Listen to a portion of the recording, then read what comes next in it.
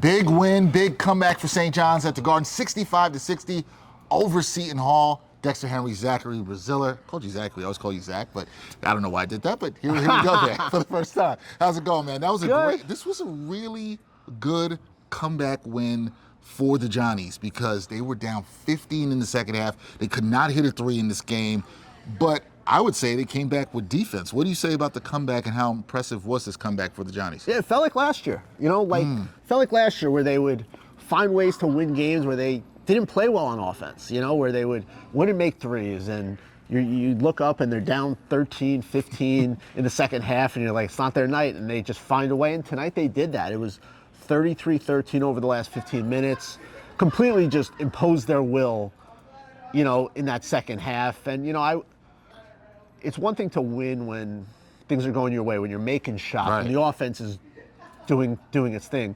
But when you're not at your best and you find a way to win, I think that's a sign of real progress. And, look, it's 5 in a row now. They've won 10 of 12. They're solidly in second place in the league, solidly in the NCAA tournament. I mean, they've really gotten off the mat well from that Providence loss, and they've obviously turned the corner. I don't think there's any question about it. Yeah, no, they've turned the corner. And then after this game, we heard from Rick Patino. He called it his favorite game of the season. I thought that was a statement. I said, guys, we're not scoring 92 and 90 and 84 points. This is a totally different basketball team, none like you've played before. And I showed them their comebacks against Connecticut, Creighton, and one other team. I said, guys, every possession is going to be challenged. And the reason they're such a great offensive rebounding team is they'll drive, throw it up, force you to rotate, and then kill the offensive glass. But without question, this was my favorite game of the season. Now, we've played better, but it's my favorite game of the season. Because when you're down 15 to a team like Seton Hall, and you're getting your backs kicked on the offensive glass, and you're in foul trouble, and you come back from 15 down and wind up with 20 offensive rebounds, you really wanted to win this game. So, Zach, one of the other things in this game, when you look at this, Dylan Mitchell, he's been really good for the Johnnies, but particularly on the glass. 17 points, 11 boards in this one. He was just one short of his season high in rebounds here today. This guy's been really good since coming in the starting lineup. What is he doing so well? Yeah, he does everything. He handles the ball. He scores around the basket. He could set up guys. He only had 1 assist tonight, but he's averaging 3 over the last 5. Really, I mean, look, if he had an outside shot, this guy would be in the NBA 2 years ago. He's an NBA athlete. And he's just, since he's moved in the starting lineup, they've been a different team. He takes pressure off the guards with his ball handling. His rebounding has been terrific, and he was the best player on the floor tonight by a wide margin. There's no question. He really kind of stepped up on a night when Zuby Ejiofor didn't have it, and he gave him the lead for good with about 4.5 minutes left. His defense is exceptional. He can guard guards on the perimeter. He's a rim protector. I mean, he's really kind of doing a little of everything. He doesn't despite being a forward handling the ball, he doesn't really turn the ball over. It's not. I mean, he's been a game changer for them. He really has. He really changed this game. And he talked about what changed in the game because this team was down 15. And he talked about the message and what turned things around for this Johnnies team here tonight. I mean, just staying together, digging in, understand the mistakes we were making, just knowing how to fix it and knowing what we needed to do. The coach has been telling us, even coming into this game, what it's going to take to win this game, what it's going to take to stop them. And I thought first half, I mean, we didn't listen. We didn't do none of those things. In second half, we just had to stay together. We got a little frustrated, but we stayed together. We locked in on what we had to do. We just went out there and played our hearts out, left it all on the court, and we're happy with the results. But these guys keep getting better and better and better. Dylan was shooting great from the foul line. He went back to his Cincinnati ways tonight, bringing the ball behind his head. He just wanted some nostalgia of the past. But obviously, 17 points, 11 rebounds, 2 steals is pretty damn good performance. Zach, we also have to talk about a player who came off the bench, played 26 minutes, had a huge impact. Dylan Darling, you can look at the 8 points, but for me it was really the defense he played down the stretch. Rick Patino trusting him. He did a great job running the show, but also played some really good defense. He hit that floater in the lane that gave him a 3-point lead, and then he stripped Bud Clark and went in for a basket.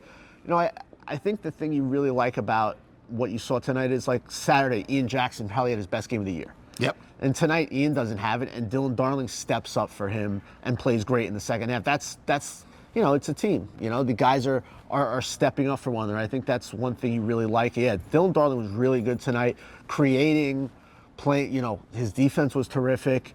Yeah, he was huge. Look, to me, it was 4 guys tonight. It was Mitchell, Darling, Hopkins doing a little bit of everything, and obviously Ruben Prey's defense. I thought those 4 guys were instrumental in this win. They showed the will to win for the Johnnies here tonight. I guess the thing for me moving forward is confidence, because Rick Patino called it his favorite game of the season.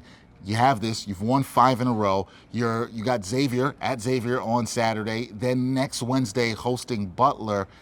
How much do you think a win like this, they're playing well, but does this help their confidence moving forward, winning this kind of game where you didn't have your best stuff, but you still were able to get that victory? Yeah, I think tonight was huge because, they've now been through, like, next time they're down, we've been here before and we've come back to win. Last year's team made a habit out of it.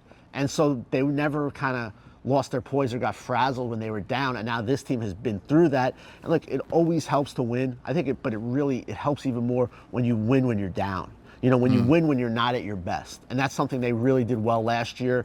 And today was, look, the 4 previous wins in this streak, they played really well.